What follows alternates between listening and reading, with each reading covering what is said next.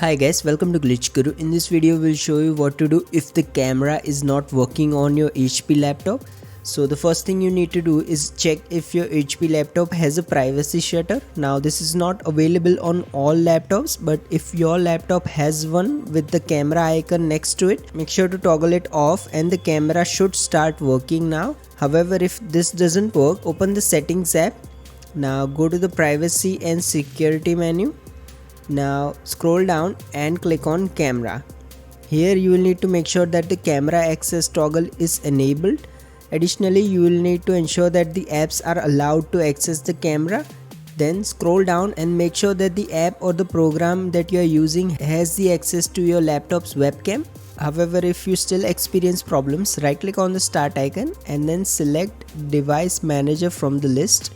In the device manager window, you should see this cameras entry here. If you don't see it, simply click on this view button here and click on show hidden devices. Once you see this cameras entry, right click on the camera driver and then click on uninstall device.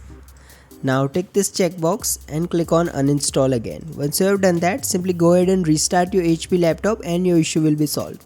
If your HP laptop's webcam is not working in a specific app, what you can do is search for the app. So once you find the app, click on this app settings here.